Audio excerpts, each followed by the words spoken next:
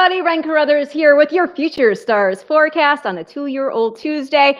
I have a very special guest waiting for me in the green room. But before we get to him, just real quick recapping the win in your in action from this weekend. We had CC winning the Princess Rooney. That is a win and you're in for the Filly and Mare Sprint. That was at Gulfstream Park. At Belmont, the Suburban. Well, Max Player pulled the upset over Mystic Guide and Happy Saver, taking that, again, the Suburban. That's a win and you're in for the Longines Classic. And then Mind Control. He took the John A. Nehru Stakes. That is a win and you're in for the Breeders' Cup Sprint. Again, tons of action. Congratulations to all of the connections. And now, without further ado, my very special guest on today's edition of the Future Stars Forecast, a bona fide one. I am talking about West Point's Terry Finley. Hey, Terry. Hey, Ren. How you doing? It's always great to be with you. Well, you're in here fresh off a fabulous performance from a very special colt, a $1.5 million yearling. And, you know, no pressure there, right? But I'm, of course, we're talking starting about to get that money back ever so slightly and ever. Oh, my. But it's a process. We know that. My gosh. Well, I want to hear all about the constitutional fortitude it takes to bid that high in the first place. But I'm, of course, talking about first captain yesterday, the Dwyer. Let's go ahead. We're going to take a look back at that race. You can stay on, give us your impressions of it as it is being shown. But yeah, this was just yesterday, everybody. So Terry's been like jet setting it. Let's see here. We're going to make it full screen for the folks there, and then take down the volume just a tad so I can hear your thoughts on the whole race. So take us through it. Yeah, I thought he broke running. You know, they were running up front. You know, they went 46 and change, and he had a good spot. I love the fact that, you know, he was down inside there, and he took some dirt. And the jock said he got very comfortable. I didn't resent that dirt at all. And he got into a good rhythm, and the jock, you know, he ridden them all three of his starts. So I do know that Jose's got a lot of confidence in him. And I saw him get into a spot here where he kind of idled down a little bit, and I said, all right, we just have to, you know, as they go into the far turn, we'll let this thing develop, and we'll see if he's as good as we think he is. Well, I mean, he came out, I mean, straight from the gate, putting up a 94 buyer on debut. And so, he, you know, that was on fast going 7 furlongs. Race 2, you know, on sloppy sealed going a mile, puts up a 95. So expectations were pretty high, as evidenced by that 2 to 5 off odds, no pressure. Well, that's the thing. You're not going to get a value. You're not going to get a lot of value with a horse like this with all of his partners and his past performances, but I thought it was beautiful. You know, he tipped him out, Jose. Nice lead change. You know, we got him up in there, and he tipped him out, and he changed leads, and he really accelerated. But I tell you, the horse that ran second in particular was very, very game, and I wouldn't put him away until the last, like, 16th of a mile. So I give him a lot of credit. But, you know, we finished strong, and we galloped out super well, and I think the first thing that entered into all of our minds is that small track at the, you know, up about 20 minutes north of Albany called Saratoga. Yeah. So we're excited. Oh, that was if anybody caught a quick glimpse of that, an advertisement came right on after the video there rolled. So I apologize. It looked like it was for fungal cream. In any case, yeah, what a performance from this horse. And again, now he is 3 for 3, still undefeated. The pedigree on this horse is insane. I actually was there at Fasig-Tipton when he went through the ring. And the Curlins, by and large, were selling for big, you know, prices. But this one especially, he's coming from a very proven black type family. This is the family that, you know, rags to riches, Jazzle, siblings who both won the, you know, Belmont Stakes. You've got just crazy names in here. Peeping Fawn, The Way You Are. It's Danon, Aviance, you have Chimes of Freedom, just all these big time names. And it's also, for a little bit of recency, for a fan favorite horse out there, War of Will belongs to this family as well. So it's a prolific family. It's a family that, can create sires, because it is the family of Blush with Pride. That is his fourth dam, Blush with Pride. So you've got best, it's the best in show, all of that. And so not only do you have this female family coming into it, his dam America, bred and owned by Bobby Flay. Bobby's still a part owner of First Captain, right? Yes, he is. He owns 20%, and he bred a beautiful colt, and he raised a beautiful colt, added Stone Farm, Arthur Hancock, and his team at that Stone Farm. So I give Bobby and I give Stone Farm a lot of credit. They bought a bazooka to a gunfight at Saratoga 2 years ago, and they put us in a position where we and our partners had to pay up, but I'm glad we did. Well, yeah, again, $1.5 million for a yearling. Tell me, when the bidding is going on, and obviously you expected he was going to bring some fireworks to that tote board, but as it's climbing, at what point do you go, do we really want to push the button? Yeah, well, we were getting close to that. You described it very well, Ren. We were getting close to that, and really, there aren't very many buyers. I guess the Arabs and the Coolmore gang, like they're people that can continue to go and go and go. Most buyers, can't do that, and we fit in that category. So we're probably getting close to that. You can't buy or you can't pay too much for these, in particular, before they've even had a saddle on them.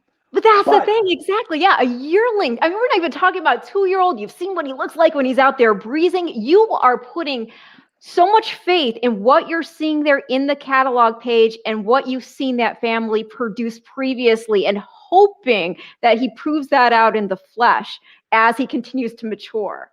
It's a huge gamble, Well, absolutely. It's a big gamble, right? And you take a moonshot with a horse like this. You probably take a moonshot once you go over 250 or 300, right? Because we know most horses don't even come close to paying for themselves, even at that level. So I will tell you, the Manganeros, who I know we'll talk about Always Dreaming today, his first crop or yearlings coming to the sales. So we had dinner that night of the second night of the phasing sale, and I asked them to walk over to Stone Farms, and so we brought him out, and he had a really like a wonderful walk. And I tell you, one thing I don't get into is I don't say this is the best horse. I've never seen like a situation where somebody will buy a horse for a lot of money and they say this is the best horse in the sale. I've never seen one work out, so I'm very careful never to say that. But I thought he was pretty fancy. I really did. And so the Manganeros are usually 10 or 15%, and so they said we're in for 25%. Wow. So that everything just kind of fell together, and you turn around the Woodford partnership. They're always on the lookout for these stallion type of prospects. So all of a sudden we had a good bit, and we had a lot of firepower behind me. But they're counting on me and on the team to not let it get out of hand. And we were getting close to letting it get out of hand and to stopping. It just all worked out. But one of the things, because people ask me that a lot, what's it feel like? And really, there are times where you pay too much for horses, and you don't feel good as you walk out of the sales pavilion, and you have that feeling in your gut.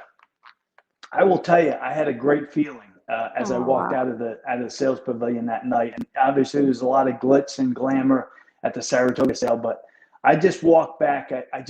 I looked at him in the stall, and I said, "You have the ability to get to a great level in this game." And I remember I said that to him, and he's well on his way. But there's just been so many good vibes, and I think he's got a lot of good mojo to him. So we are excited about the second half of his 3-year-old year for sure.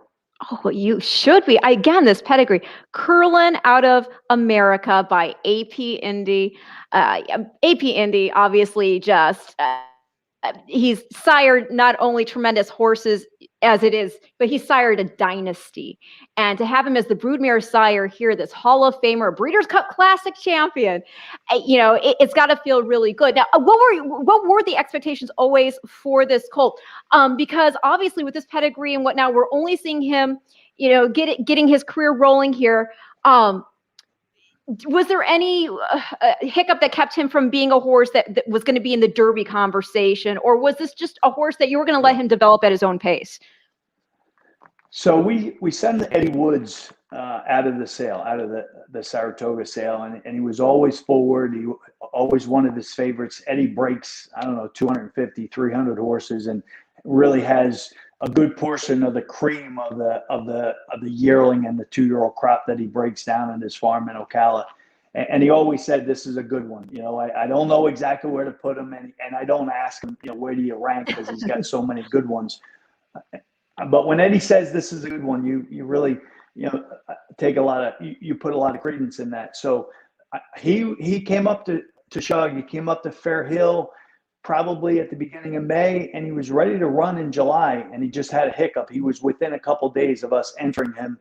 And I remember I was away. I was in South Carolina with my family, and I looked down at my phone, and it was about 9:15, and it was from Shug. And I said, this is never a good time, when a guy who's at the barn and, has his head down up until 11 or 11:30 calls you. And we had sent him, I think, 3 or 4 horses. And, I was hoping that it was another one, but he said, first captain has a little issue. I just want to do the right thing. I want to give him some time. And so what are you going to do? You're going to tell Shug to press on. Obviously, we try not to do that. And so we sent him out to Blackwood and arriving Medina out in Kentucky, and he did the rehab, and he was back under tack in a short period of time. And, we just gave him all the time. I think it was about February 1st. They shipped him back down to Payson and to Shug, and he took his time, and he really didn't have enough time in Florida to run him. And he came up, and he ran up north, and I thought he ran well in his first start. And, and then all the anticipation and the hype started. So it took a while, but we got there. We've been back to back to back. So, we're in a position where we're trying to decide, do we run at the beginning of the meet in either the Curlin or the Jim Dandy, or do we just wait for the Travers? So that'll probably be the decision for us of the summer to figure out what to do. And I say it'll be Shug, right? Shug will make that decision, and all the partners are aligned behind him. But Shug is really the captain of First Captain. Well, Shug knows something about getting a red-haired boy to the top echelon. He trained one of my all-time favorite horses, an Easy Goer. And so, yeah, he's just, again, being a petty geek, I just look at this page, and the fact that he's already got that black type on his own race record, it makes it so exciting about what lies ahead, because it is a sire's pedigree, everybody. This is a sire's pedigree, and it's one that we keep seeing present class over and over again against the family of Blush with Pride, Best in Show, all of that. And it's just going to stretch, curling over AP Indy. Yeah, I will tell you, I do. I'd be surprised if he didn't stretch. Everything's got to go right. He's got some good horses that you're going to have to tangle with up at Saratoga for sure. But somebody said as we walked out of Belmont last night, they said he looks like Curlin and he runs like AP Indy. I was just about to say the same thing. Doesn't he look like the way he moves? It's pretty remarkable. It really is. So, this is thrilling. I would have. So if you can talk about it, how did Bobby Flay decided to stay in with the horse? Yeah. So all these grand plans and all these maps and everything. I had a soda up at the bar at Saratoga after the sale, and I saw Bobby walk by, and I've known him for a couple of years. We weren't very close. We were friends. We said hello. We enjoyed each other's success, and we just started talking, and before you know it, I think I might have asked him if he was interested in staying in, and he was like, absolutely. And, when that happens, even at that level, when they're able to take a good bit of money off the table, that gives you a jolt of a confidence that a good breeder, a person who's tried and proven in the breeding business, actually steps up. They take some money off the table, but they have the confidence in their product to stay into a partnership. That's a really good sign. So Sienna Farm, as I mentioned, the Manganeros and Woodford, the Bill Farish, their partnership. They've got partners all over the country. It's a great partnership, and of course us. We put a couple people in. So before you know it, I think we were probably fully syndicated at noon. By the time they ran the first race the next day at Saratoga, this horse was fully syndicated. But it's funny because there are a lot of times if you buy a horse like this, they're easier to syndicate than if you pay $250 for a horse. Because there's so much hype and the glitz excitement, and the glamour and the potential. We've had great success in a very timely way to go through the syndication process with a couple other horses that we've had at this level. Has he cooked for you yet? That's all. I would hope that I'm building up some chits.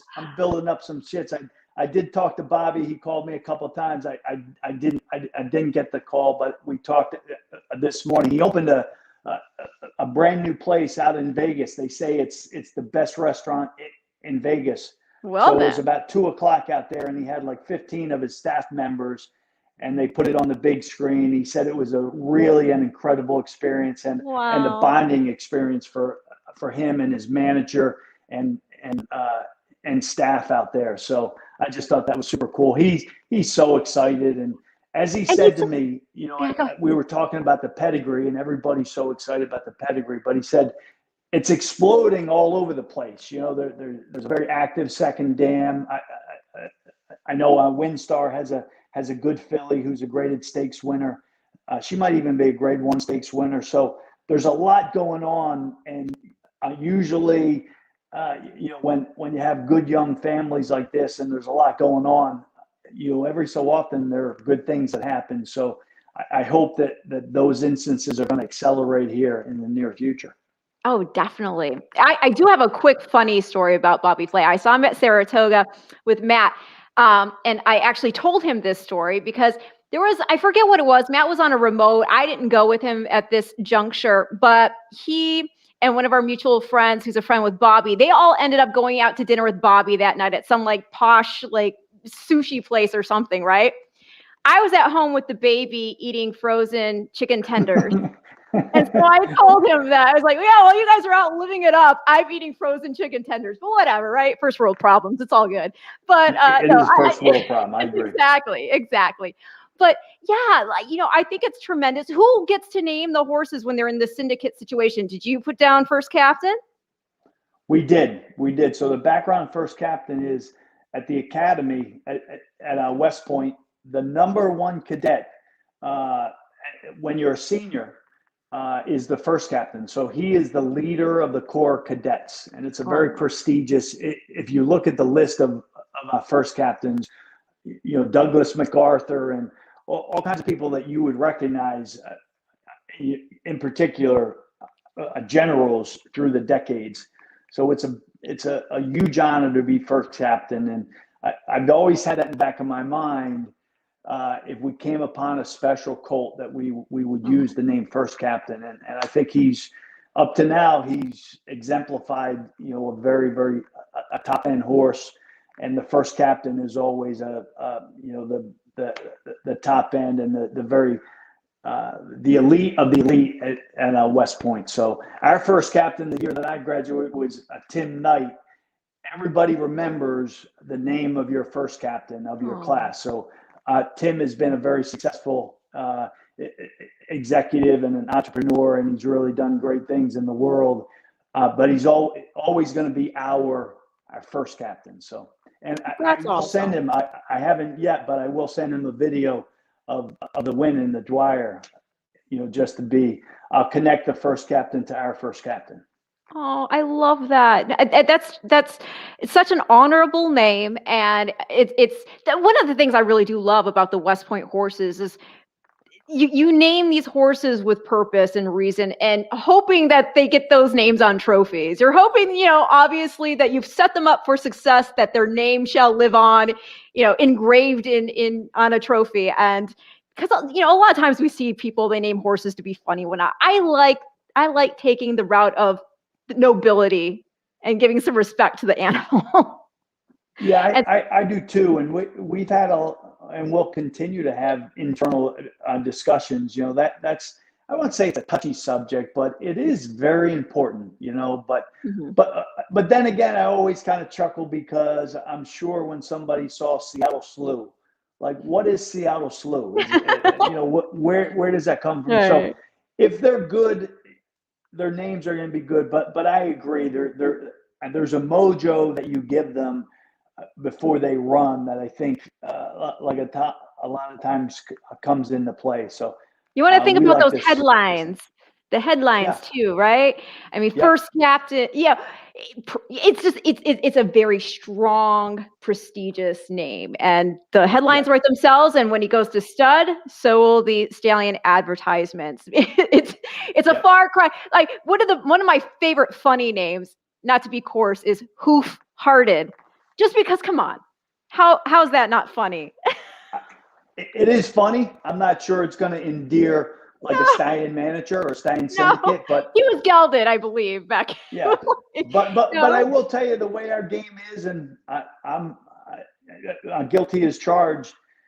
If that colt could run and he was a multiple graded stakes winner, he would have been standing in Kentucky. They would have had to deal with the name. So it really Right. is about performance in our business, and Yes. I think we all like that. Well, That's a don't you big do you that's a bet? big part of it. I mean, obviously you're taking the huge gamble, the buying of the horses and whatnot, but as far as the pari-mutuel wagering goes, do you bet? I try not to. I really, when I was younger, I bet a lot, and I grew up around the racetrack, and Yeah. the vast majority of people who bet a lot, we think we have inside information, quote unquote. I know the connotations of that are a bit negative because of the Wall Street insider, but Mm.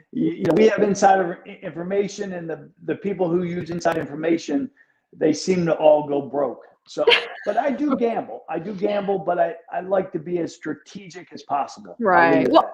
I was just going to say, because sometimes I use the names as a little, if I'm really between a couple of horses and I see a farm is given the horse a very prestigious name, generally they save those names for the good ones. So I kind of figure, common sense, horse probably has some ability at the very least if you're going to save this name and give Yeah. him something to live up to, so to speak. But what you just mentioned, let's take it back, because how did you get into horses in the first place? One, and then let's talk about the genesis of West Point Thoroughbreds in 1991. And so like a lot of other people, I went to the track with my father, and I ended up really liking. I got a chance to work around horses when I was 12 and 13, and I've always been very comfortable like around them, in their presence, and we all love horses. We'd be doing something else with our either careers or in our hobbies. Is that's really we do one or the other. We're in it as a career or a hobby, and so when I spent 8 years in the military, and I got out, and I was tempted. I had a job offer from Johnson and Johnson, and one thing led to another, and I had an opportunity to start a partnership. And so we started in 1991, and just like a lot of other people, I said, my wife and I said, we'll give it till the time we're 35. We're the same age, and I think we're probably in our late 20s. High And school we'll give it sweethearts, 5 or right? 6 years, and yeah. And if it doesn't work Aw. out, we'll go back and we'll see if we can get a job with Johnson and Johnson, or any one of the other companies that in the past had hired military officers who had gotten out of the Army, and so I didn't think it was the safest thing, but I did have something to fall back on. But I think we all agree there are people, when you get into the business, you're uber passionate about, Yeah. the broadcasting business or the betting side of things, or or the horses themselves. So everything just started to fall into place, but not in a very quick way, right? We've been in this for 30 years. And I look back, yes, would I've liked to have had more success in the first part of the journey? Yes, but it's been Look where an you are now. incredible journey. It really has. And, that's really part of what makes the business so captivating is everybody comes at this from a different angle. And anyway, we all know it is just a fantastic industry that everybody's got their stories and I'd like to say we're just getting started. I really do, Ren. Well, I feel like you are because, my gosh, again, having horses as exciting as this, and we're going to talk about some more too. But before I do, I have to show the photo. I have to. 1991, back in the day. Or here we go. Terry with hair, glasses, some afternoon stubble. It looks like, and your adorable children. And actually, I mean, talk about what the children are up to. Yeah. So my daughter Erin on the right, she works with us. She's a very valued member of our team, takes care of all of our communications and the management of our horses. So she just today is her first day back off of a maternity leave. She had a beautiful daughter, her second child. We have a grandson that was born August 1st, will be 2 years ago. And my granddaughter was born on April 12th, which I know is a very good date for you. Very good date. That's my birthday too. So yes, I'll never forget it.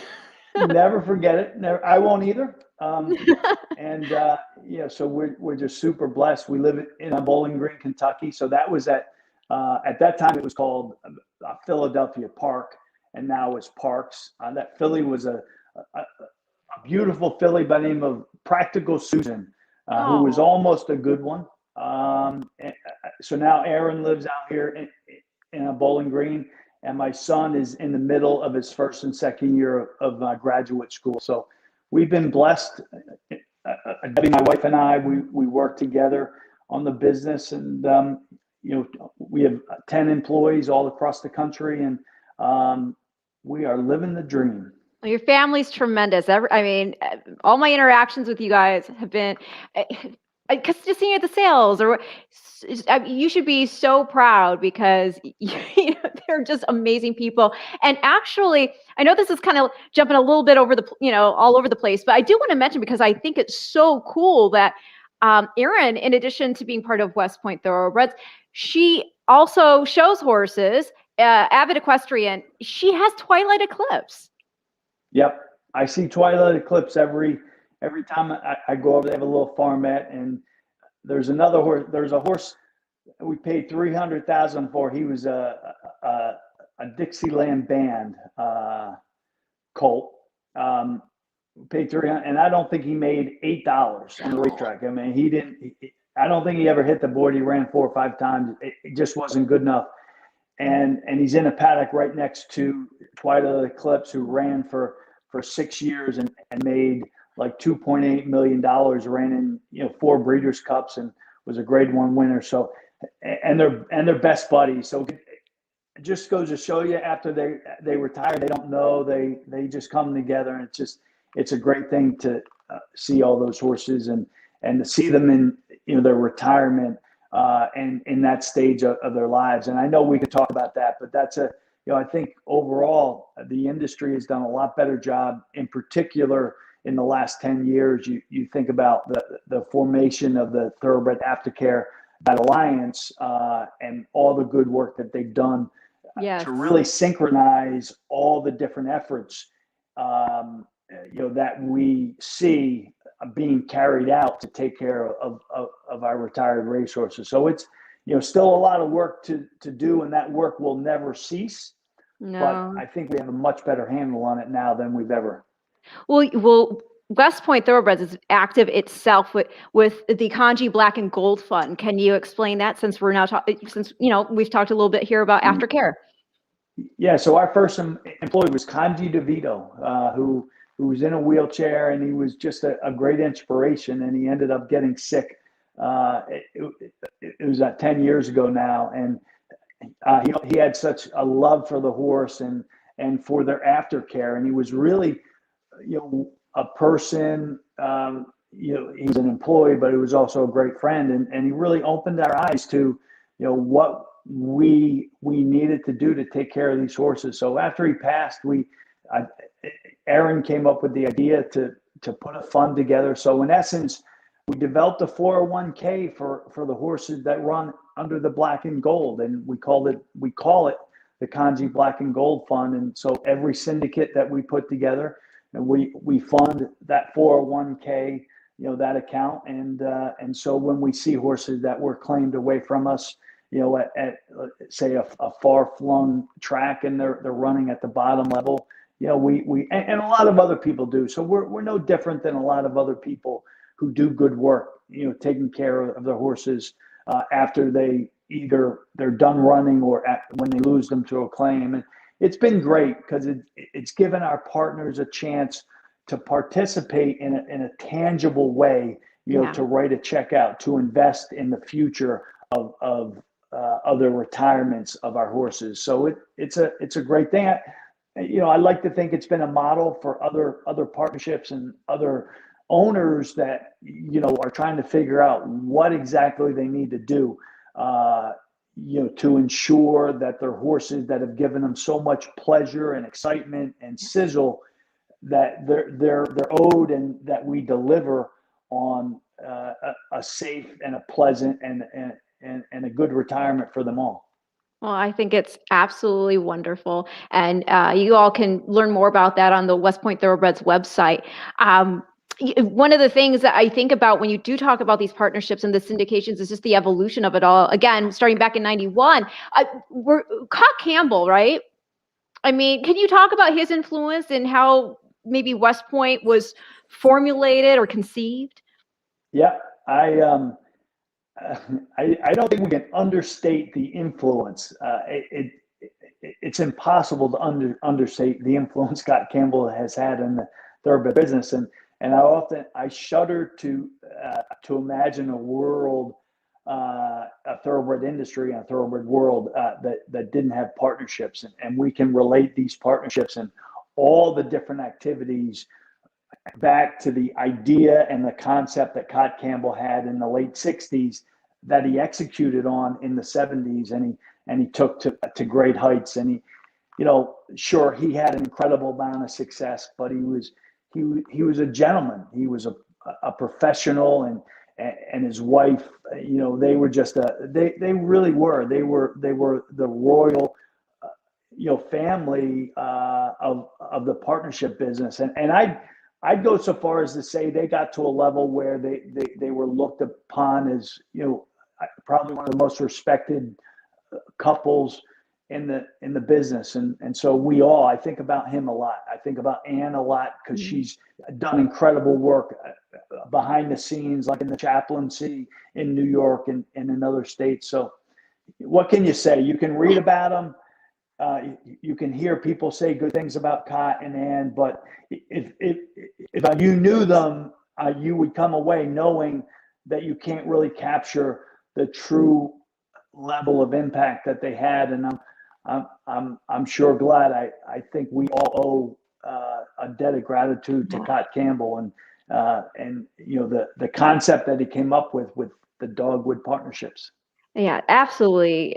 Phenomenal personality too. I remember he would write these pieces for the Blood Horse. They were so colorful, and I mean, he really could pull together a tapestry with his words that you could imagine and see those pictures in your mind of what he was describing, and just the humor also that came through is just so great. But yeah, we see the evolution of the partnerships, and again, now you're at the height of where you can pick up a $1.5 million yearling like First Captain. And one of the things I did want to mention regarding him real quick, for those out there that, the handicapper players out here, we should have known, obviously, that this horse is poised to do big things, because just even that first race, he beat a horse trained by Ty Pletcher, Mahamel, And that horse came back to win its next race, main special weight. Yeah, it was muddy going, but still, he put up a 99 buyer figure. So it's just really exciting to have a horse like that. But at that same sale, y'all, I think, put down what, $1 million for Flightline. Yeah, we bought Flightline on the first day. Oh. So I shudder to think if we would have come up short, but they're both very, very nice horses. Flightline obviously ran a huge number in his first start at Santa Anita. I have that replay. Let's watch it together. Let's do it. I'm all for that. Put it up there. You tell me, man, because I remember, and I don't know how often you check social media, but I remember right after this race was run, it just blew up like Flightline. I'm surprised it wasn't trending #1 period on Twitter because his name was just over and over again. So here we go. Yeah. Let's watch this horse crush. John Sadler, trainer. Yeah. And so you can we talk had about Flavian on him that day, and he broke. I don't say a step slow. He probably broke a half a step slow, but everybody kept their paths, and he was able to just use his tactical speed. He's in the green colors of a Horonis, who's our partner, great partners out on the West Coast, and you see just kind of put.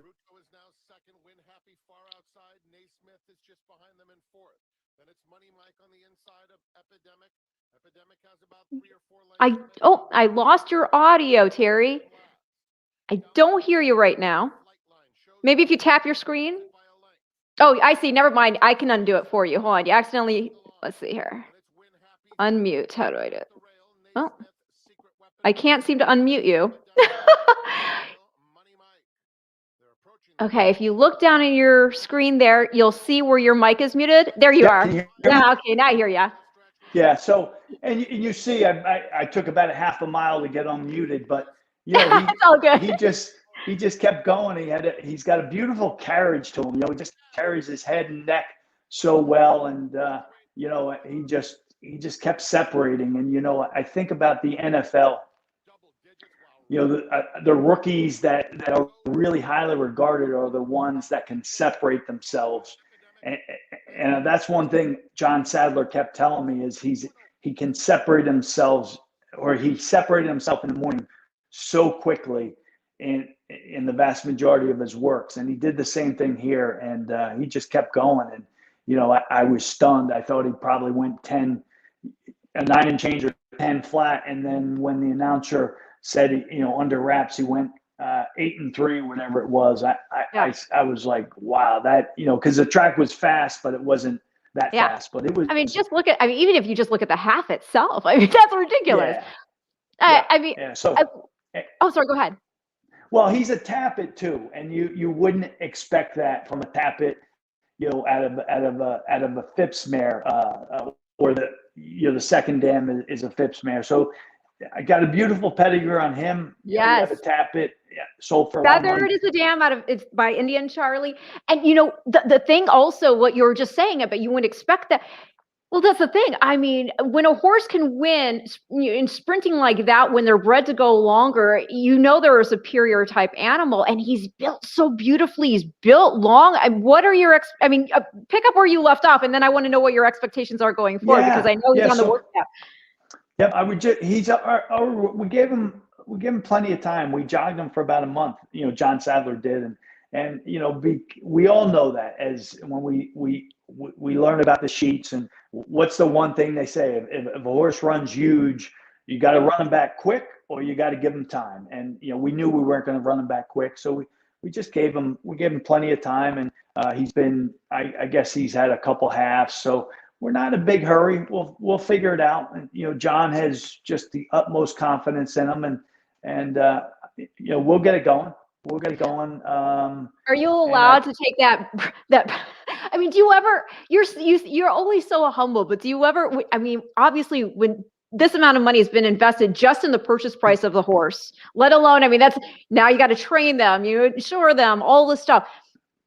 Are you allowed to sort of loosen the belt a little bit and take a breath? And say, guys, we did the right thing. We did the right thing here. I probably didn't early. And you bring up an interesting part of our business. But I do because probably I'm 57, so I realize Are you? like, Get out of here. You look so yeah, young. Get out. oh Okay. man, um, but we're in the business to make memories, and Yeah. like that was such a obviously we knew. I think about the 72 hours between the time we got the overnight and the time we ran with Flightline. Like, I hadn't been that excited and that sick to my stomach and all the other things that the other things that you have when you anticipate a good one. But Yeah, there are right. other good ones, and sometimes you get outrun and you're like, what just happened? And I didn't think that was going to happen with him, but yeah, you better start to I don't say slow down, but you better start to take pause and to realize how incredibly lucky and I'd say fortunate we are to be in this business, because we make memories every day for people, for owners, for partners, for trainers, and I don't want to be later in life, I want to be able to look back and say, like, I just had a great time, and I really soaked all the good times and the times that weren't so good, let's say that. I Yeah. want to soak them in. So yes, unequivocally, today a lot more than I did probably 15 or 20 years ago. Well, do you guys have something that you do all the time when you have a big win, or something? Is there a traditional way of celebrating, or is it just whatever's happening at the time we'll go do? Everybody kind of celebrates their own way, and no, we don't have one thing. And I guess this subject, I guess I've always said to people, if I don't, that feeling that you get right when they walk into the gate and Yeah. they're sitting there and you can hear the tractor, the engine of the tractor, Oh, yeah. that and you can hear the jocks and you can hear the assistant starters and they're yelling. Like, that to me is the crescendo there is just unbelievable. And I've always said, if I don't have a tightness in my gut and a pulse, racing sky high, I give it up. And I think I get more tense and more focused and more excited now than I ever have. Obviously, we've got good horses and we I got would good say. prospects, so that doesn't hurt. But still, Oh, that's for sure. it doesn't matter. You Right. can be anywhere, and that's the draw of our business, especially owning horses, is when they go in the gate, it doesn't matter at what level they're at and what they are on the board. It's like your horse is in the starting gate and they have a shot. So No, that's what I do. yeah, absolutely. And going back to what you're saying, I've been just the pedigree too, because I got to give a shout out being this a Breeders' Cup show. I mean, yeah, it's a tremendous pedigree also, but one of those standout names from a Breeders' Cup perspective is Dancing Spree's in the mix Yep. We there, Breeders' Cup Sprint champ. So yeah, fantastic find. You've got, I mean, it's this finder's fee. I mean, again, you have a sire's pedigree, and so I feel like when you do have these prolific type families, putting down $1 million isn't quite, it's also when you buy Tap It, isn't quite as scary, because now you're looking at this not only from the prospect of, let's hope we got a great racehorse, but if he is, there's the sire potential. Yeah. So the way I address that and that kind of area of business, like our business from an Excel spreadsheet standpoint, our industry doesn't make sense, right? Just from a spreadsheet. Yeah.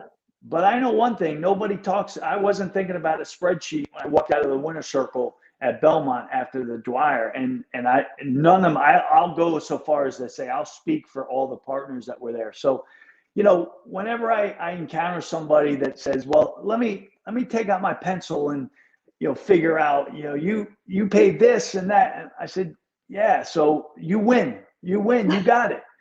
But I know one thing: you don't have the excitement and the sizzle that we have owning horses.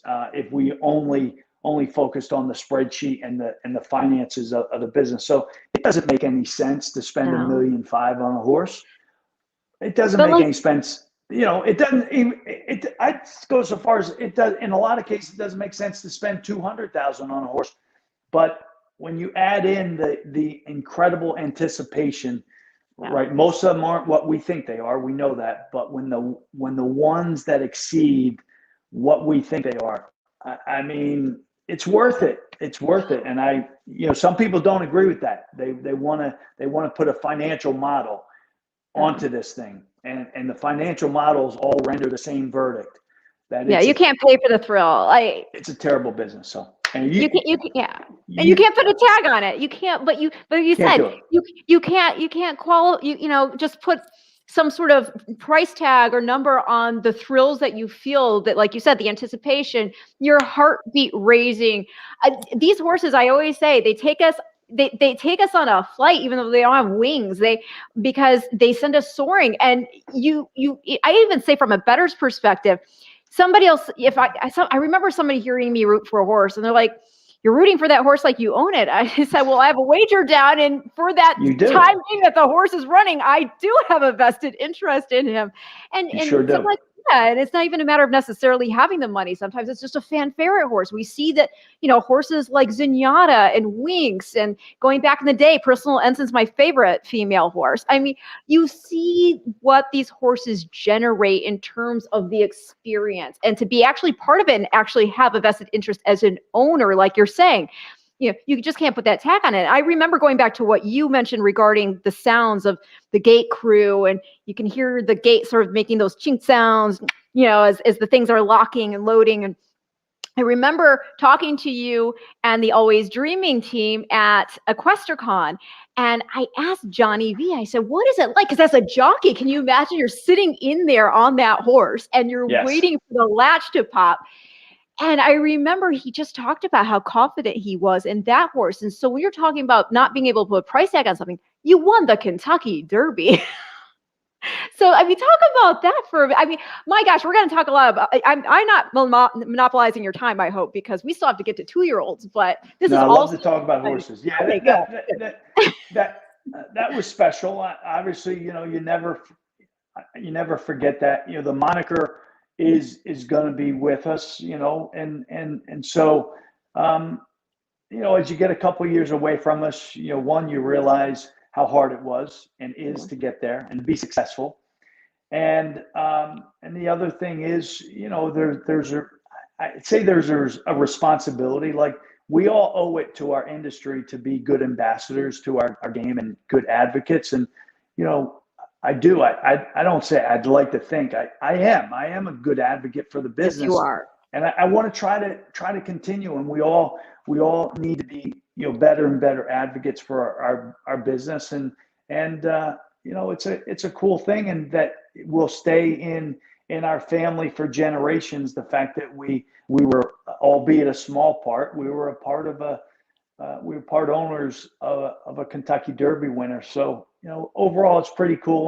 When you're having a tough day, you have an injury, or you have a race that doesn't go your way, it's always kind of good to have that in abeyance that you can refer back to. But obviously we want to get back there. The Derby's a big deal, but plenty of other races that are big deals too. But that's probably the creme de la creme.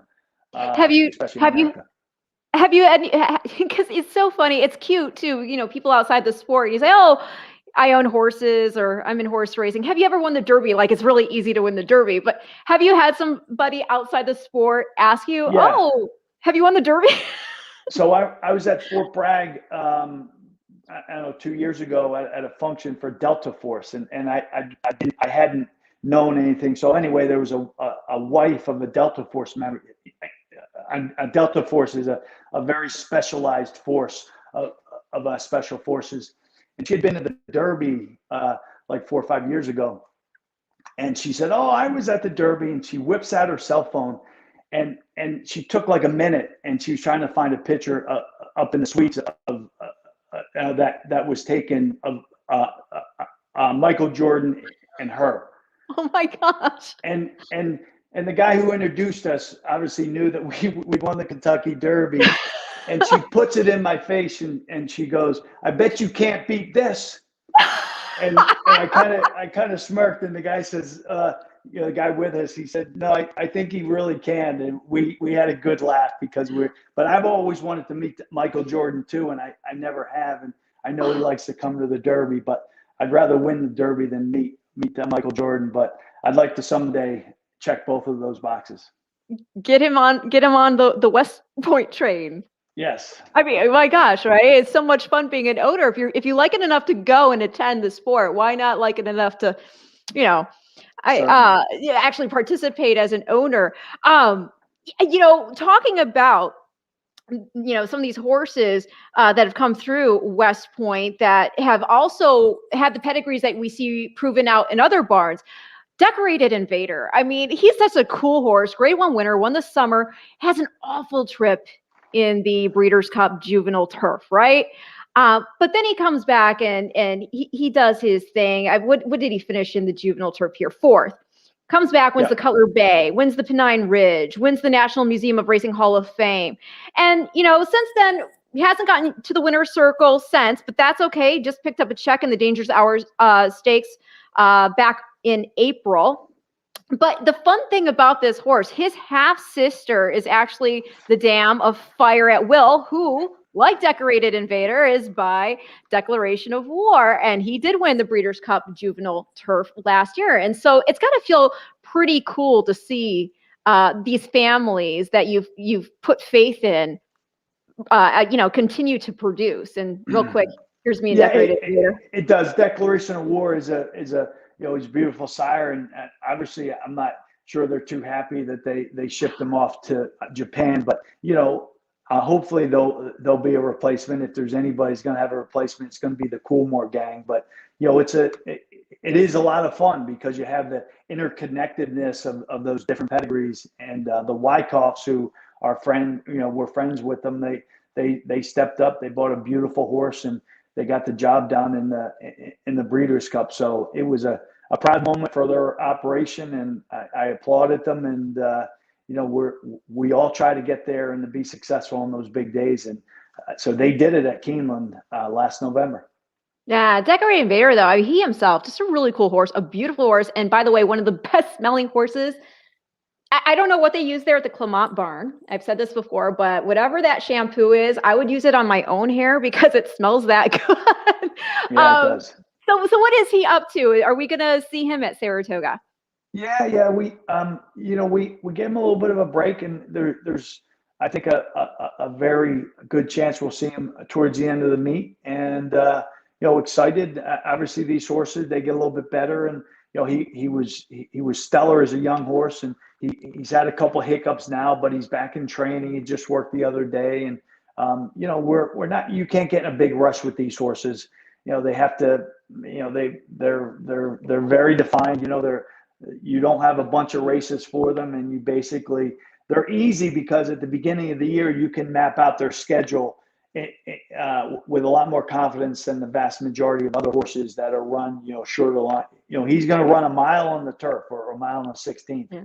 And so, but we'll be fine. We'll be fine. We'll try to get the job done this year, and then I would think he's going to be in a position where he could be a really, really top, like a 5-year-old turf horse, at the mile distance across the country.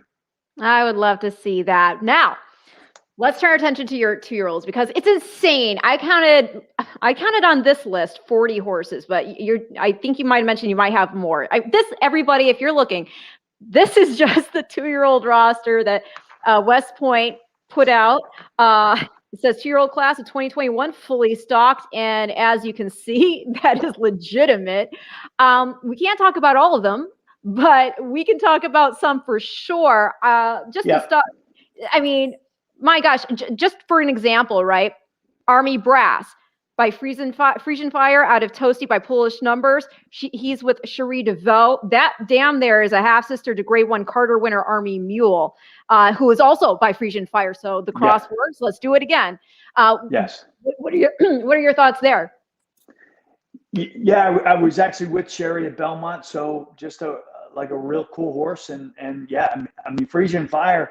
could have very easily won the Derby. He was that good. I think he was the favorite in the Kentucky Derby. And you talk about Army Mule. I'm not sure there's been a more talented sprinter over the last 10 years. And if they were more talented, they weren't very much more talented, because he was uber good. And, there's a good buzz about him. So, back to your point about we've had more interest, and we have a bigger crop than we ever had with our class of 2021. But it really is about the partners. If we can't go to the sale without any support and just think we're going to buy a big group of horses and then turn around and sell them. You're right. We have to have people that are engaged in the process, our partners, and that really helps. And, I tell people around the industry, because we race all over the country, the public and the people who are interested in are thinking about getting into the horse business as owners, right? They're giving us the benefit of the doubt as an industry. And I know we're not talking about the challenges that we're facing with the integrity issues and individuals that have been in trouble and all the other things. But the takeaway is that people they realize it's not going to be easy, and it's not going to be nice and clean and surgical, and it's not going to happen overnight. But I think that I found people who are very appreciative of the fact that by and large, our industry is stepping up and saying enough is enough. Right. And we're doing things that are concrete and are strong and are good responses to people who aren't doing the right thing. And so I don't know. I know plenty of people who are bullish on the industry. I'm very bullish on the industry, because I think people are saying, like, you guys are doing everything you can to clean up your house. So that's a good thing. I mean, I've said this on multiple shows now, but here's the thing that I always wish people remember too. I mean, as soon as anybody could tame a horse enough, or more than one horse, 2 horses, well enough to be able to get on their back, they've been racing them. Racing has gone on for thousands of years. There are even anecdotal stories about and I'm sure having gone to West Point, reading the ancient history of warfare. I mean, even on the way during the Grecian, the Greco-Persian Wars, they took time out on the way campaigning down to race horses. I mean, it's just what has happened historically for century after century after century. It's not going away. We have cars now, and unfortunately I'm happy I have a car, but I'm saying that's why obviously the relationship with horses has sort of parted, and people find it foreign to see horses being ridden and raced and whatnot. But this is the relationship that we've had with them historically, and they love it. And I think the more we get out there as ambassadors of the sport, because these horses obviously cannot speak for themselves, but we have people like you to do that. And I think then it gets people interested in, I almost feel, and maybe I'm crazy for saying this, but I almost feel like there's an innate desire for people who've never even been around a horse, I think, to be intrigued by them, to have interest in them, because civilization was built on their back. Totally. So that's what. But go ahead. Well, I would just say to the younger people in our business, have hope. Don't get down. Don't get discouraged by the things that are going, as I mentioned, oftentimes when you're cleaning house and you're making things right, it doesn't go, and it gets, it's not clean, and it's not orderly, but we're going to come out of this in a better spot. And we have so many younger people in our business, in the broadcasting side of things, and then the bloodstock agents, and the rising trainers and the rising jockeys. We're going to get through this, and we're going to be bigger and stronger, and we're going to be better. But you got to keep the faith. You really do. Yeah, no, definitely. And I think uniformity and clarity are going to go a long way with enabling people to. I mean, when everybody knows what's what. And all I's are dotted and T's are crossed, it makes communication so much easier. It does. And as far as hope goes, I mean, we always hear the saying about nobody ever died when they had a great 2-year-old in the barn. Like I said, my gosh, to have a roster like this, we already went over one of them. You also have B-Doc, Gormley. This is first crop of Gormley, right? Yep. We sent him out to Doug O'Neill. We just bought a little piece. We love the horse. We got outbid by him at the Timonium sale, and I know the successful bidder on that colt, Joe Bessiker, and we ended up having a soda after the sale, and we started talking. I said, I loved your colt. He said, do you want to buy a piece of them? I said, I'm in. So, those are the things that happen when you're there. You got to be there. You got to show up. And what somebody said that's 90% of it is showing up. And I agree. I mean, it's nice pedigree too. The dams by Super Saver, family of Bullard's Alley, Caribou Gardens. The fourth dam is grade 1 Hollywood Oaks winner Pattern Step. So that family also includes grade 1 winner Arch. You got Bassanio, Bated Breath. He's been having a lot of success overseas. Bated Breath, this horse is, the dam's name is Unnatural by Proud Citizen. This horse is with Clement. It's a family of Dream Ahead, who was joint champion 2-year-old in Europe in 2010, and then champion 3-year-old sprinter in 2011 over there. And that family also includes multiple Group 1 winner Fairyland. So a very nice, precocious pedigree on this boy. Are we going to see him at Saratoga? We won't see him at Saratoga. We'll probably see him in the fall at Belmont. We bought him in Europe. Bought a colt and a filly last fall at the yearling sale. So I think we'll continue to do that. We're interested in that side over across the pond and bringing those horses back. Obviously, plenty of American owners, especially in the last couple of years, have done the same thing. So we'll continue to do that. Have you gone to Royal Ascot yet, even as a fan? Do the top hat tails? Not yet. But I certainly am in the mix to do that. We've been kind of on the fringes. We just haven't, had anything fall into place. But I hope we will. Well, you got to love that. Now, the next one I'm going to talk about, Bourbon Ready. I actually found some video of her. And by the way, if you all go, West Point has their own YouTube channel, so you can go ahead and even check these videos out, but I think everything's pretty comprehensive on the website itself anyway. So this is Bourbon Ready by More Than Ready. And one of the cool things about Bourbon Ready is that he has had his progeny have put together 7 Breeders' Cup champion wins over the course of his stud career, which is the highest of any stallion. And just look how pretty. Pretty. We're a big fan of More Than Ready. We really have been for a long time. She looks so much like him. Yeah. So very exciting, and we had a good 2-year-old filly win the other day with Clement, More Than Ready New York bred. Ready AP. I have that video. I have that. AP, sure. Yeah, I was going to wrap with her. But I mean, this is a nice horse. Look, there you are petting. So when you're looking at these youngsters at the sale, beyond the pedigree, what are you looking at? You're looking for that nice shoulder, that nice hip.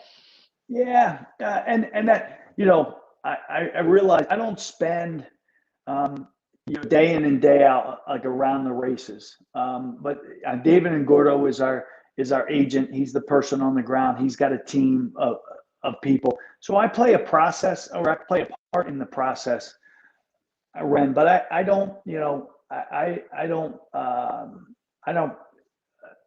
propose that I'm an expert in the horse flesh, but I do know that we have a great team, and that's really part of it. I think one of the things that has helped us is just the acknowledgement that nobody can do everything. You can't be a jack of all trades, and I think accepting of that. Look, everybody wants to go to the sale and they want to pick out the Derby winner. They want to take all the credit. I'd much rather win races and let credit be bestowed on the places that it needs to be bestowed. It really is like a business. When things go right, there's enough credit to go around everybody. And I think when I see operations and I see individuals that are always looking for the credit, I kind of say, like, that's not an operation that is fully optimized. So. Well, he, again, very good looking boy. He's with Todd Pletcher, I believe. He's going to be. He's going to be very shortly too. And he looks fast. Going back again by More Than Ready, and then out of Katie's Kiss, who was a stakes winner. She won the summer win, turf sprinter by Cantheros. So we're going to be looking forward to seeing him. Now we have what I would like to call here the Saratoga squad, and headed up by Ready AP, who you just mentioned. And I actually have video of her crushing by, 8 1/4 lengths on debut. This is at first asking. She's a New York bred, so she's eligible for all those great incentives up there, which is, I would imagine that was part of the incentive with her too. That was, we bought her at the phasing sale last September. They didn't have the New York bred sale in Saratoga. So, the Bromans breed a really nice horse, and they do it the right way. We're super excited. There's a New York bred stake, fairly early in the Saratoga meet that she'll be I would imagine she'll be odds on in there. So we got a lot of things to play with and to work with at Saratoga. She's such a nice looking filly, and I wish I had the start of this race. I tried to find it and I couldn't, because there was a little bit of a situation at the beginning, right? Yeah, she broke a step slow, and she broke in behind horses, and the two in front of her just kind of smacked her pretty good, and but she recovered. She was much the best, and but it was a New York bred field of a 2-year-old filly, so you got to be very careful that you don't overestimate it. But she gave us reason to be excited. I can tell you that. Oh, I don't blame you. And we lost your video. I'm here. You're there, but we hear you. We lost your video. The little icon guy is cute, I guess, but but maybe hopefully that will get resolved. If it doesn't, there you are. Okay, yep. Perfect. It's so much better to see a real smile. But yeah, this Pedigree too, just, you're by More Than Ready. You're out of Girl About Town by AP Indy. Have you really, here's the thing, AP Indy again, already tremendous sires. Anybody out there, whenever you see Tap It, that's still AP Indy, everybody, because Tap It by Pulpit by AP Indy. He's obviously sired a lot of great sons. Bernardini, his son Bernardini, he's turned out to be a tremendous broodmare sire as well. But I just love still seeing the influence of that horse because he's one of my favorites. How could he not be? What a horse. Yeah. What also, you got to love, because I think a lot of people forget, especially with the new regulations coming forward about no Lasix if you want to compete in any of the big races. He ran Lasix free APND. So, when you sing the influence.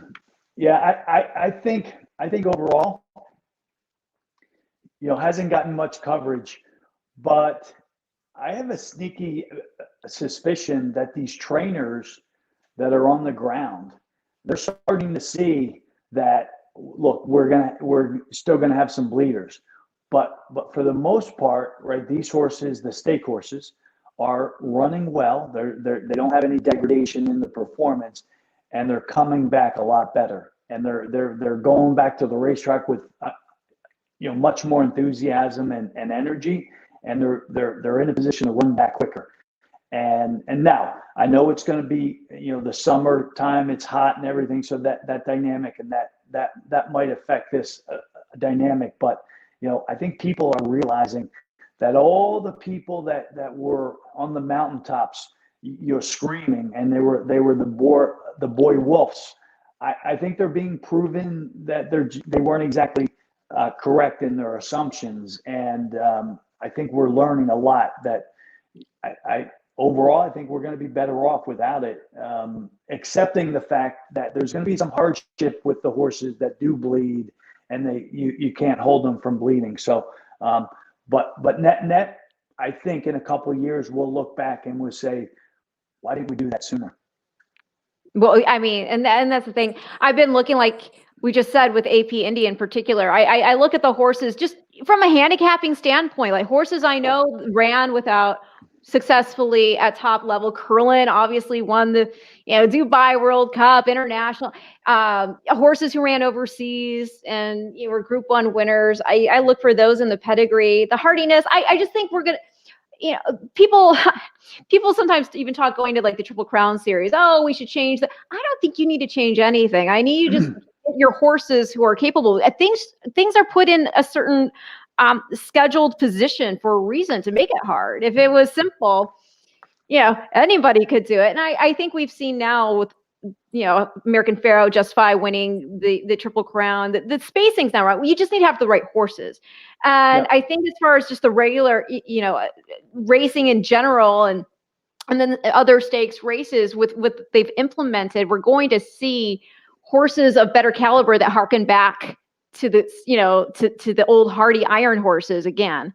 And that's something I'm looking forward to seeing. And I do too. And no, look, anybody who wants to retire their horse early because they got a stud deal, I'm not going to say anything bad, but I understand why somebody might want to retire a horse at the end of his 3-year-old season.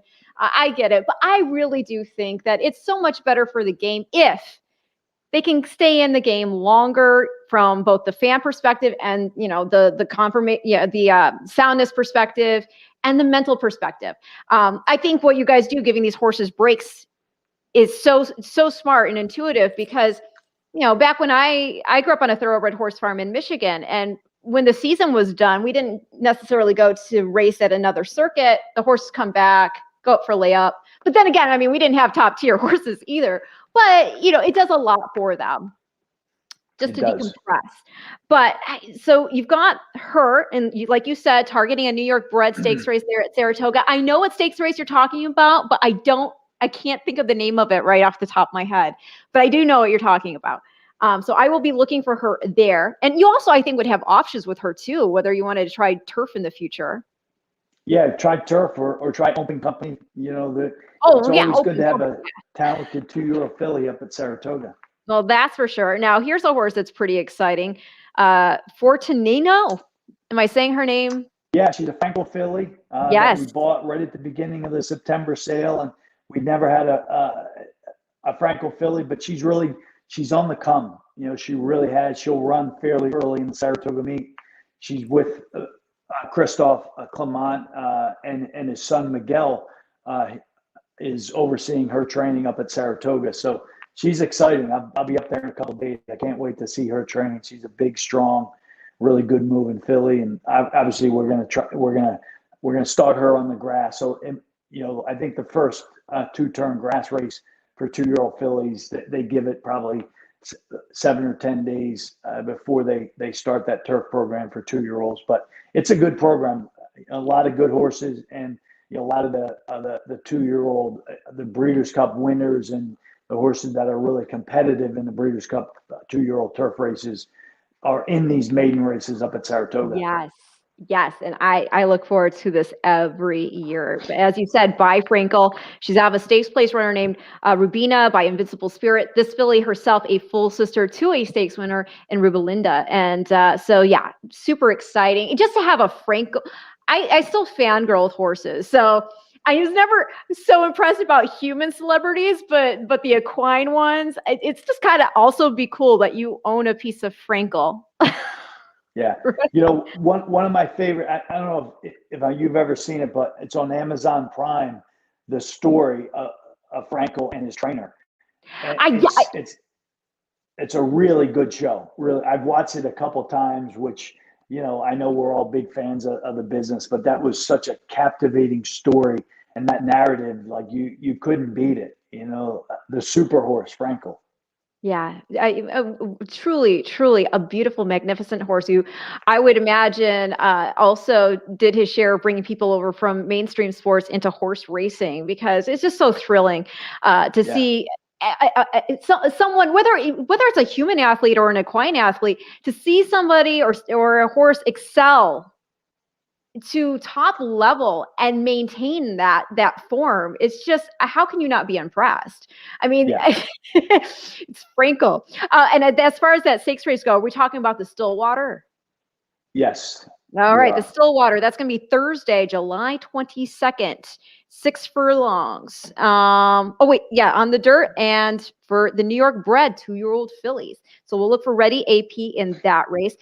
Gal in a Rush. You got a Go Zapper, Breeders' Cup Classic winner, although he probably could have won the sprint. He probably could have won the mile. He was just that talented, and he still holds the record for the fastest Breeders' Cup Classic run.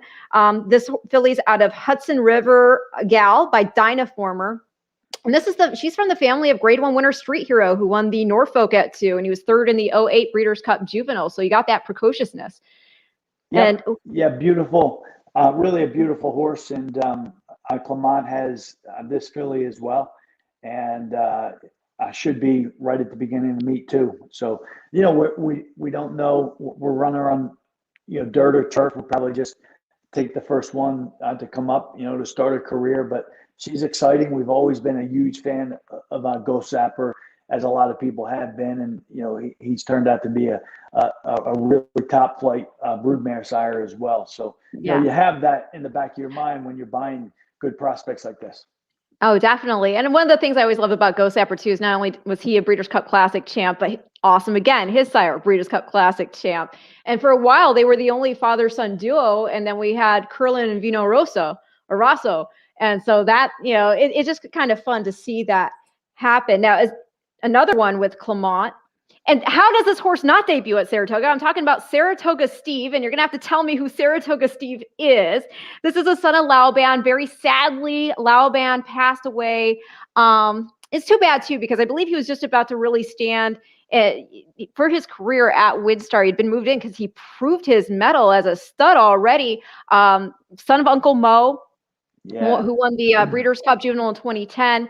But so you've got this Laoban colt, Starship Kitty's the Dam by Tail the Cat, and the fun tie-in here. Okay, so the granny is Starship Voodoo by 49er Son Roar. And the reason I mentioned 49ers because 49ers by Mr. Prospector. Why is this relevant?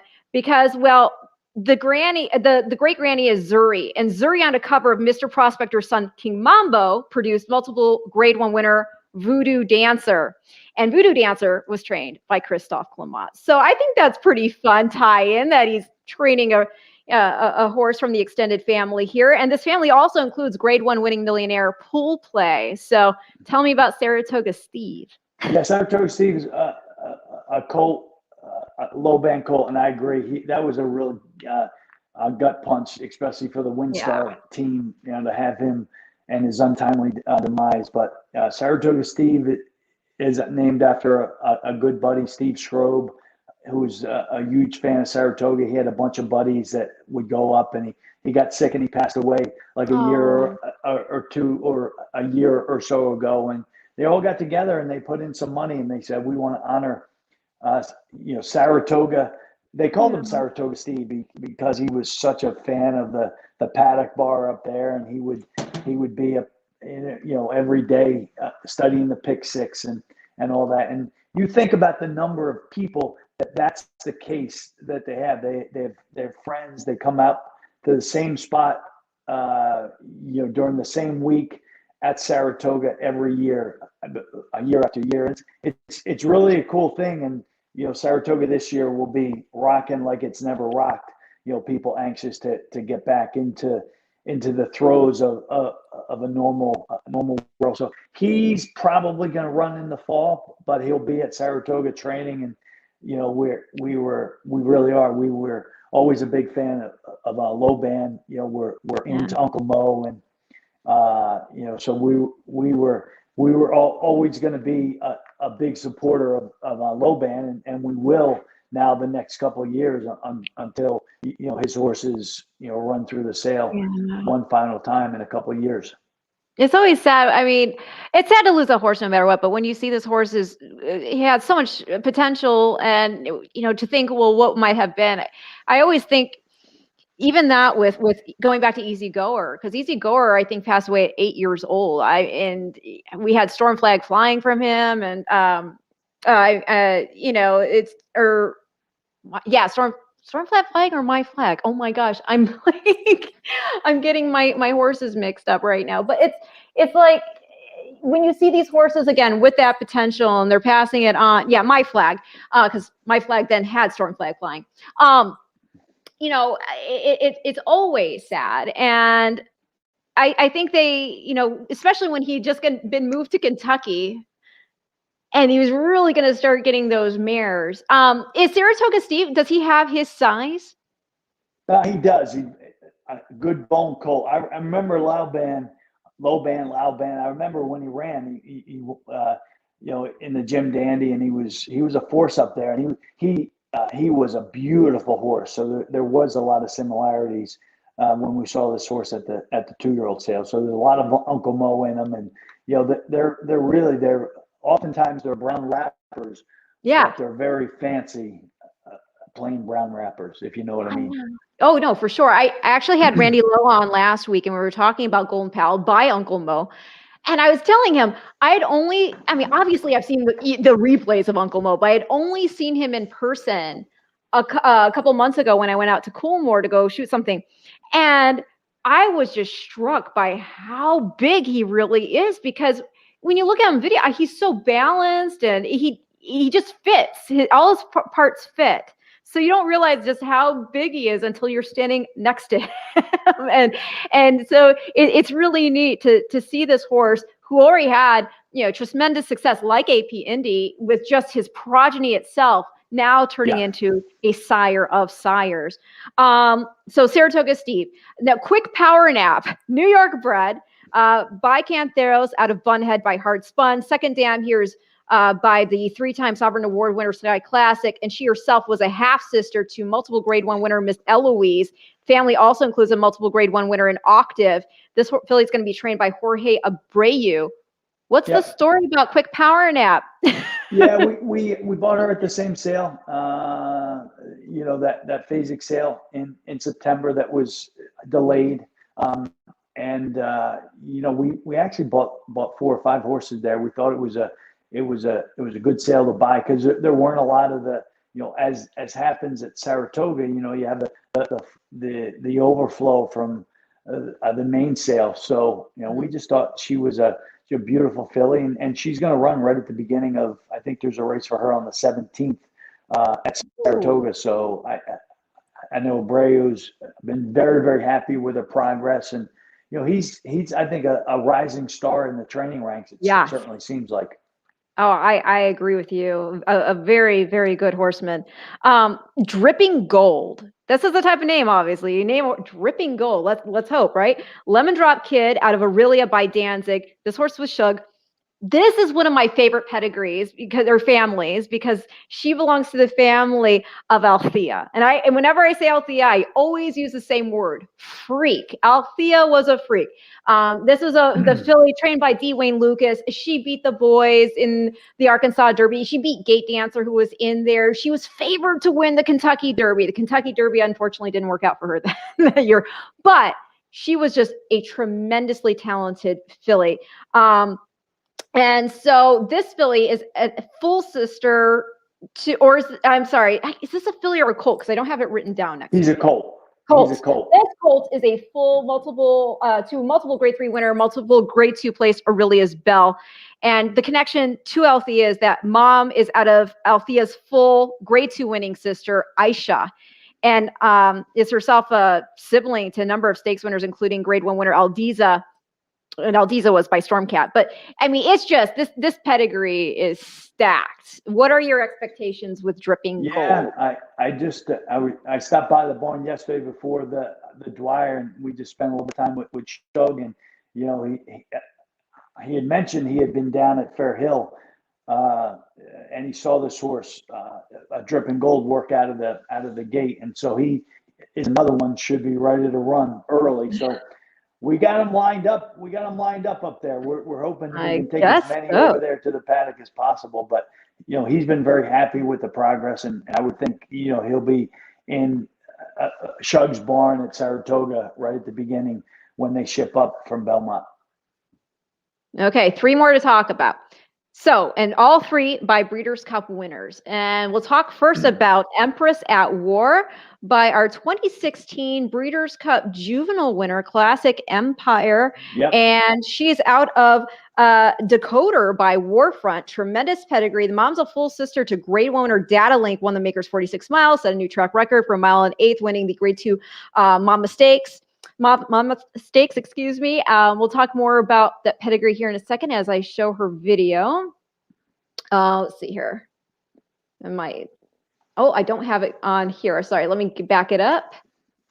Yeah, so we've always been a big fan of Classic Empire. You know, Mark Yeah, Cassie had him, and Justin Cassie bought him um, over in Europe, and I just thought he was. I think he's going to be a real significant sire, and I here's a agree. filly that we just Look at that we understep. That's yeah a beautiful understep. Yeah. she's something. She's so she's going to Shug as well, and Yeah.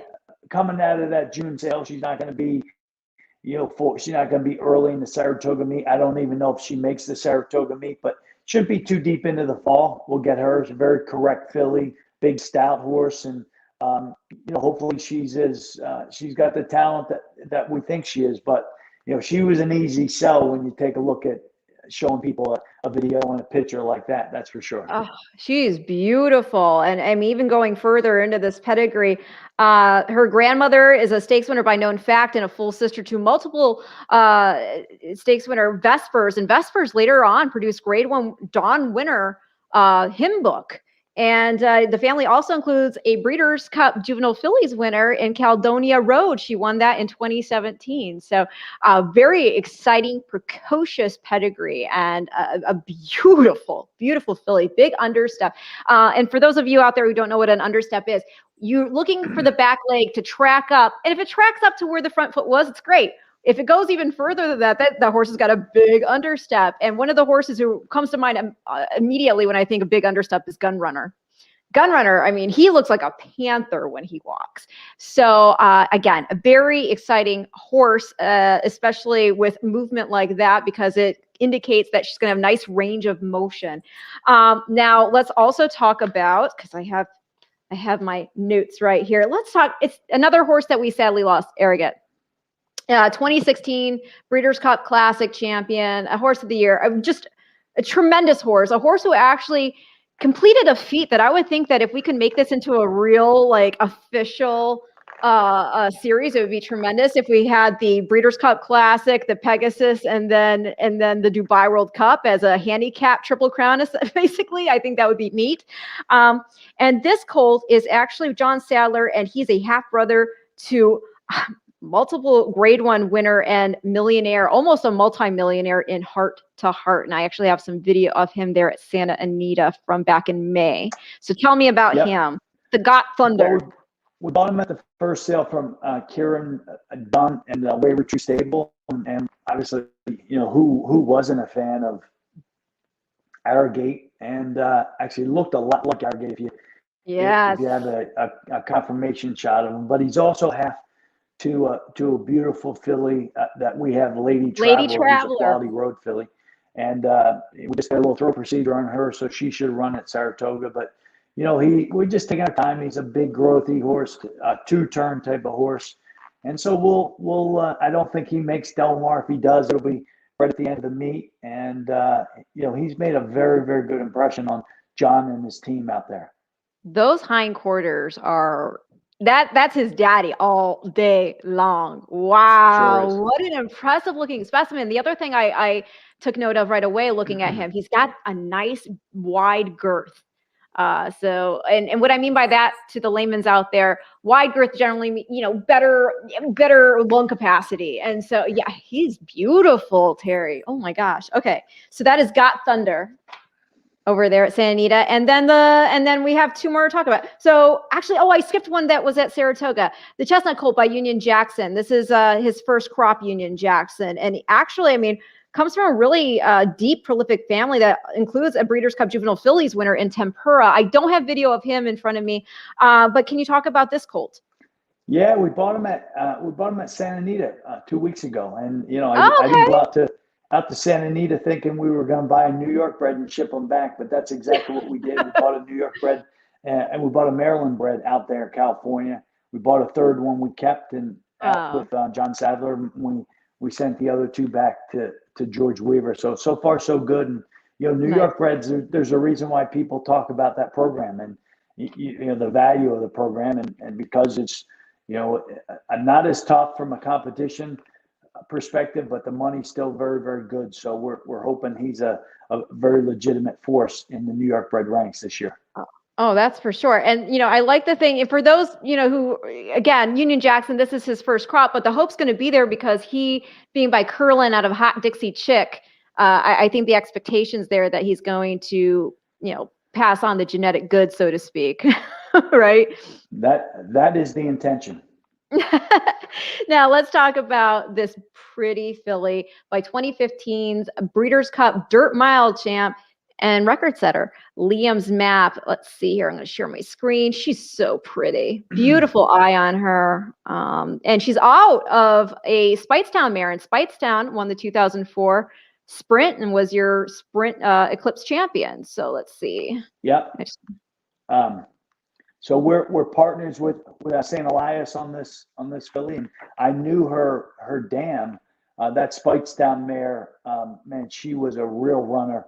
She unfortunately got hurt at the 2-year-old sale. They tried to sell her, but she was as good of a prospect as there was, and just had an unfortunate injury. But they kept her as a brood mare, so this is the resulting foal. And we had a chance to partner again with the Violas and St. Elias, and we did. And it won't be long before she's up to Todd Pletcher. Wow. Yeah. I mean, talk about the black type in the family too. I mean, grandmother, well moneyed by Maria's mom. She was a grade 2 winner, multiple grade 1 place. She won the Honeymoon. She was second in the American Oaks. She was third in the Delmar Oaks, and she is, I believe, a half to economic model. So just a really nice pedigree and a beautiful filly. I mean, look at her head. It seems to have a very sweet demeanor. Yeah, she does. She's a classy filly, carries herself the right way. And, you can't get enough of these types of fillies. That's for sure.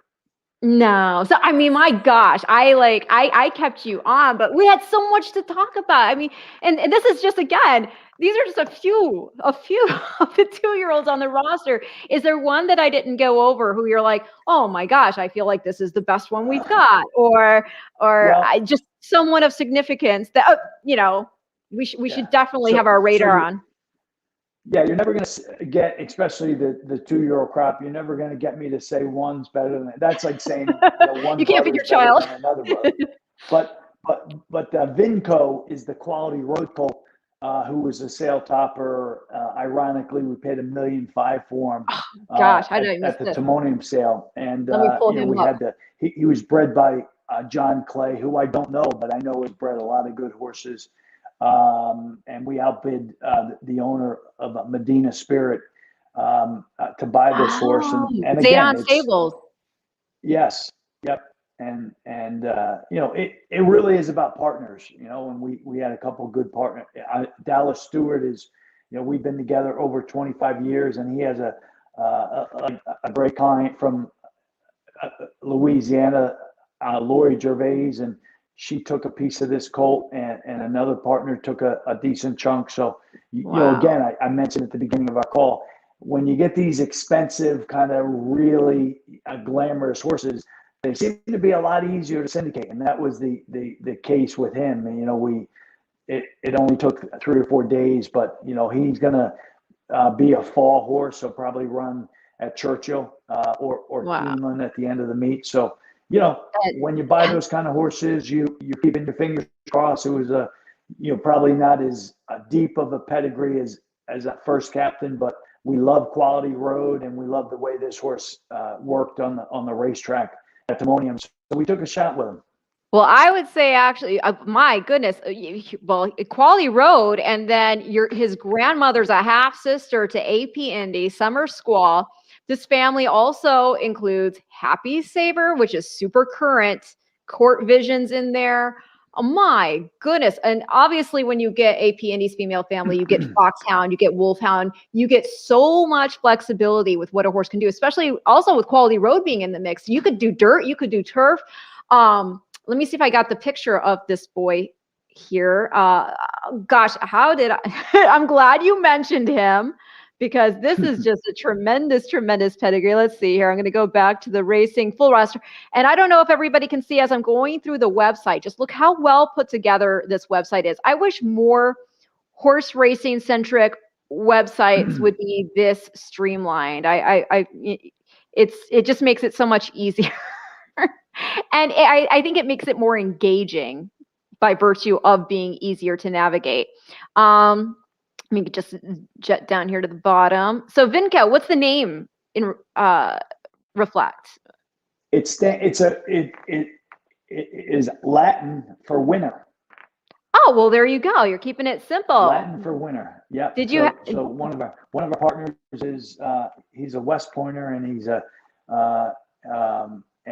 he studied Latin, and he's been in the horse business for a little while, not decades, but he always wanted to name a colt Vinco, and I said, if we're going to name a horse Vinco, this will be the one. This should be the one. So. And there he. Oh my gosh! Look at him. What a stud. Wow, that is super exciting. You said he's with Dallas. Yeah, he's with Dallas at he's at Turfway Park now. They had to all get out because they're doing the turf course, so everybody had to clear out. Oh gosh. Churchill Downs, but they'll be back in the fall. Well, this is super exciting, and I cannot thank you enough for all the time you gave me. I will say, Vicky Hodges says, let me know when you get an honor AP yearling, and congratulations. Yeah, but nice. I truly thank you not only for your time with this interview, but again, for being a tremendous ambassador for our sport. I really feel so blessed that week after week, I get to talk to people who, like you, have this love for the horse that just emanates. Like, it's unquestionable. There's no other motivation. You love the horse. Yeah, sure. It's great making the money, but like, it's about the horses. And, people could find different avenues to make money in sports. There's something about these horses that just puts it over the top. Like, again, they are like Pegasus without wings, because they take our hearts flying. But I also want to thank you for your service too, because I don't feel that can never be said enough, everybody. So thank you for your service. We, again, are so blessed to have you in our industry representing, and I wish you and your team all the success going forward. And you guys are just all rock stars. I mean, come on, you got Jeff listening in there too. I got to give a shout out to Jeff and Tom Bellhouse. So thank you. Jason Blewett, he'll get mad. Jason Blewett, yes. But we're big fans of yours, and I appreciate the opportunity, Ren.